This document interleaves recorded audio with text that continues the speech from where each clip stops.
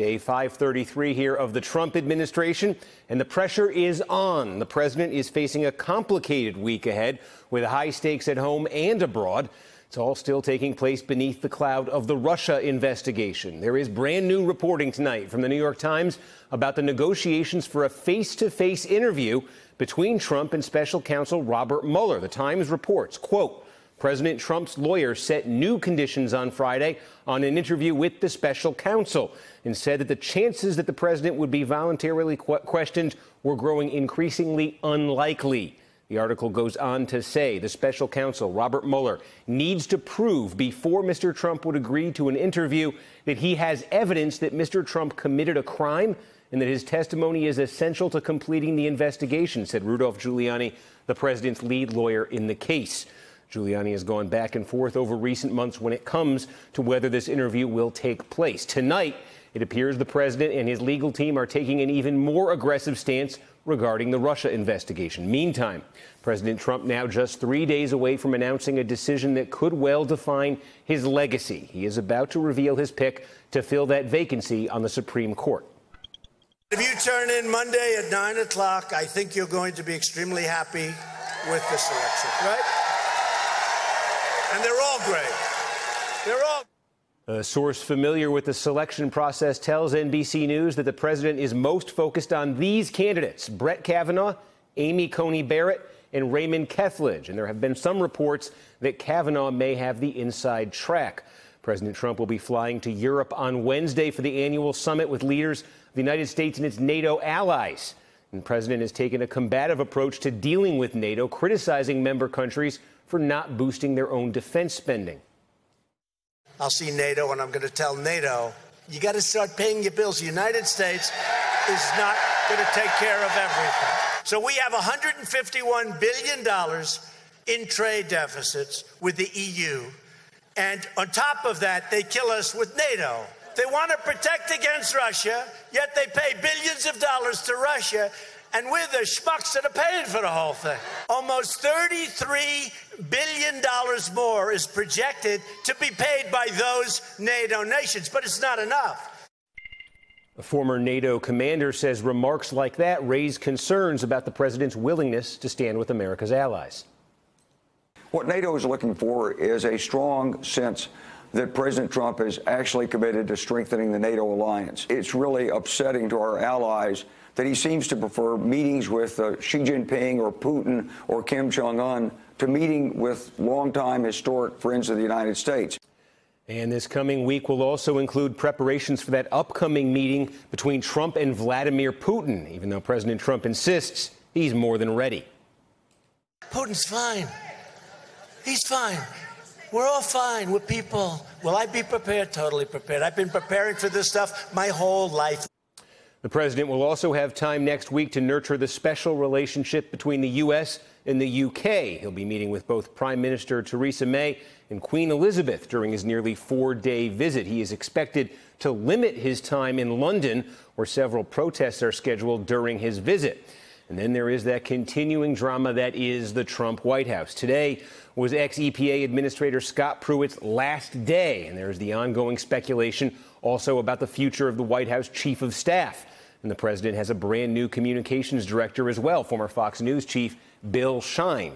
Congress will be heading back to work as well next week. The Senate returns on Monday, the House on Tuesday. That's likely to bring increased scrutiny to one of the president's most vocal allies, Ohio Congressman Jim Jordan, a powerful member of the House Freedom Caucus. At least 4 Ohio State University wrestlers allege that Jordan knew about sexual abuse by a team doctor back when he was an assistant coach at the school. Jordan's accusers say he did nothing about it. Tonight, the congressman was asked about those allegations. I never saw, never heard of, never was told about any type of abuse. If I had been, I would have dealt with it. And what bothers me the most is the guys that are saying this thing, I know they know the truth. What has been said about me is completely false. The president is standing by Jordan, telling reporters on Air Force One last night, quote, I don't believe them at all. I believe him. Jim Jordan is one of the most outstanding people I've met since I've been in Washington. I believe him 100%. No question in my mind. I believe Jim Jordan 100%. He's an outstanding man.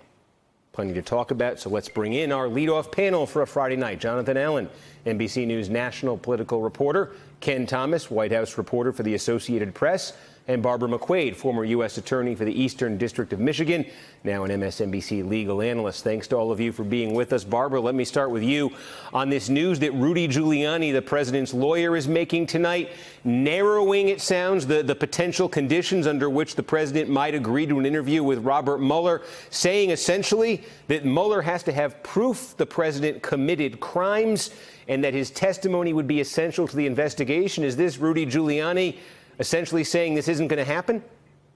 It seems like he is. You know, every time it seems that a deadline comes and goes, they move the goalposts a little bit farther down the field. And so it seems that this is yet another stall tactic. These are conditions that certainly are not legally required. Rudy Giuliani is trying to put in place some terms that Robert Mueller can agree to. But I don't see why Robert Mueller would agree to show his whole entire hand to Giuliani just to get President Trump to sit down with him for an interview. No doubt he wants to talk to him. His other option is to serve a subpoena on him. But of course, that brings with it the potential of litigation and some really contentious arguments about those issues. So I'm sure he'd rather secure his testimony through a voluntary sit down. But you know, at some point, I think Robert Mueller is just going to have to move on without it and either issue the subpoena or issue his report without the testimony. Well, when does that moment arrive? Do we have any sense? Because Rudy Giuliani had previously set a deadline, I think it was of July 4th this week, for a decision.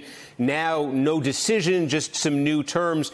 Do we know at what point Mueller has to make that, either do the subpoena or move on without him decision you're talking about? Well, there's really no specific deadline to it. I imagine that that this piece of it that he wants to talk to President Trump relates likely to the obstruction of justice investigation he's done, which is a very finite investigation. There's only a handful of people who would be involved in talking about that, only a handful of documents necessary to review. So my guess is that piece of the investigation is probably done except for this piece. Now, the larger Russia investigation seems like there's still more work to be done there. So I suppose until that piece of the investigation is done, there's no urgency in getting the obstruction piece done. But, you know, at some point, if everything else is done, Robert Mueller is going to have to make a decision about how he wants to proceed to end the investigation, because it can't simply go on forever. But it does seem that Rudy Giuliani is doing his best to delay, if not forever, that occurrence. That is the legal front. Ken Thomas, as we head into this weekend, the political question, one of the big political questions around the president is who is he going to pick to replace Anthony Kennedy on the Supreme Court? Who will he nominate? We mentioned those names: Kavanaugh, Barrett, Kethledge. Is the sense right now that the president's mind is made up and he's just waiting for Monday to reveal it, or is this still a live process? As far as we know, it's still a live process. There's been a lot of bouncing back and forth this week, essentially focusing on either Kavanaugh or Kethledge.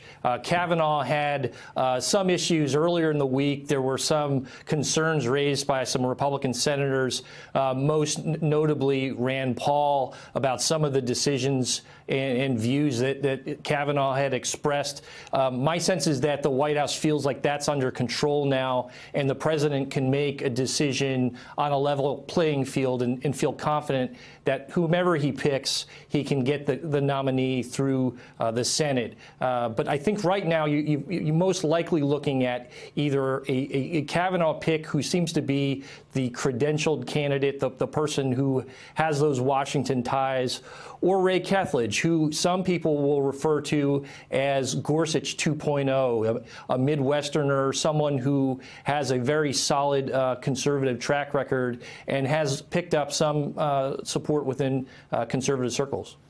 John Allen, Ken mentions Kavanaugh, Kethledge.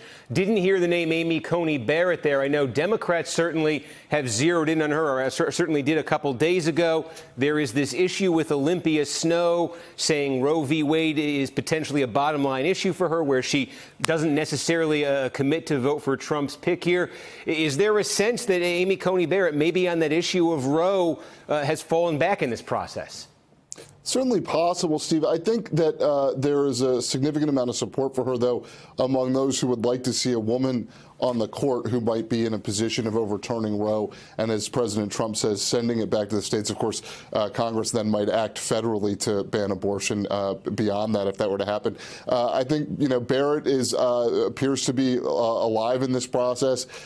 Somebody who certainly has her supporters. I think there were a lot of people who felt like she had a good narrative coming out of her last set of hearings, where Senator Dianne Feinstein went after her and basically said she wears her religion on her sleeve. So if they want that kind of fight, she's a good person to be picked. I think, from the standpoint of whether conservatives will be happy with any of these picks, I think they'll be pretty happy with all of them. But the president obviously needs to get all the Republicans on board to be able to get a Supreme Court justice through, or at least enough of them to offset any Democratic defections or to work in concert with any Democratic defections. Well, the camera was away from me for a second there. I was removing my foot from my mouth because I think I said Olympia Snowe, who, of course, has been out of the Senate for 6 years. I meant to say Susan Collins. I got my Maine senators. At least I didn't say Margaret Chase Smith. You're not the first one to make that mistake, Steve. Yeah, well, hopefully it's the last time I do.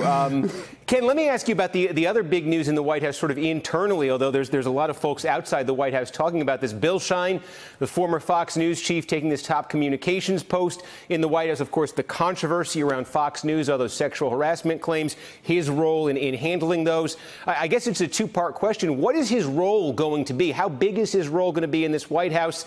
And was that issue with Fox News and the sexual harassment complaints there, clearly didn't dissuade the White House, but did that concern them at all?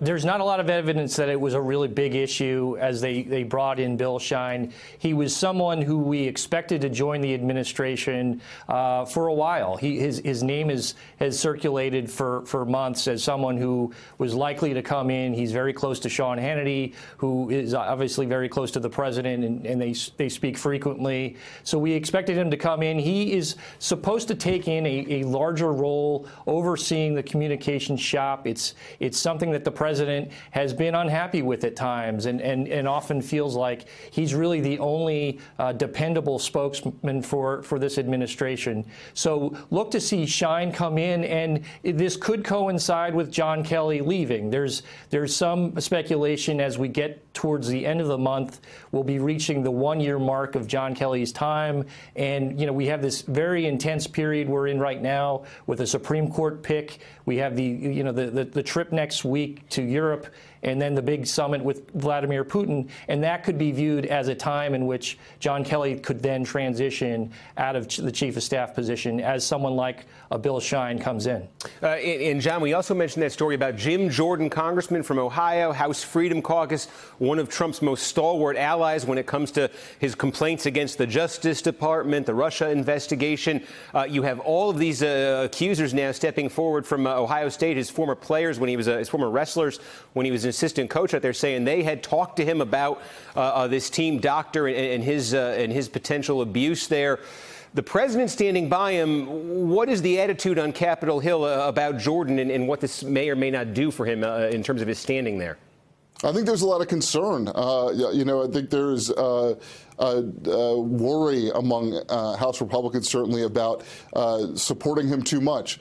This is not the first time a former wrestling coach has been accused of either turning a blind eye, or in the case of former Speaker Dennis Hastert, there was a Page program scandal even before he had his later issues with inappropriate behavior with young wrestlers. Obviously, Jordan has not been accused of that, but the idea of turning a blind eye has been something that has really hurt Republicans in the past when it comes to abuse allegations on Capitol Hill. And so I think there's a reluctance to get out too far in front of this, the way that the president just did, saying that he's behind Jordan 100%. He believes him 100%. Speaker Paul Ryan has taken a more wait-and-see kind of attitude about it. And Barbara, also, I wanted to ask you about this because this caught my eye today. News that we've got about Paul Manafort, who, of course, is being held right now, apparently in solitary confinement. And I'm a layman with this stuff. Is that an unusual move for somebody in his position? And what would the reason be for that? Yeah, so as I understand it, he's in solitary confinement for his own safety. And you do see this from time to time. It is not to punish him, but it is to protect him. It's an administrative reason. And sometimes when you have people who are in jail or in prison who are public officials or high-profile individuals or police officers, the concern is that the general population might harm him, that somebody might want to be a hero and beat him up or make a headline. And so for his own safety, he is being held in solitary confinement. Now, that's certainly an unpleasant scenario, but if it is for his own safety, that may be where he serves best. He says that that is causing some challenges in his ability to prepare for trial. But I know the government has responded that the judge in the case has ordered that the prison, the jail, make his access to his lawyers reasonably available. So one hopes that despite the fact that he's not with a cellmate or other members of the prison population, he does have the opportunity to prepare for his trial. Hey there, I'm Chris Hayes from MSNBC. Thanks for watching MSNBC on YouTube. If you want to keep up to date with the videos we're putting out, you can click subscribe just below me or click over on this list to see lots of other great videos.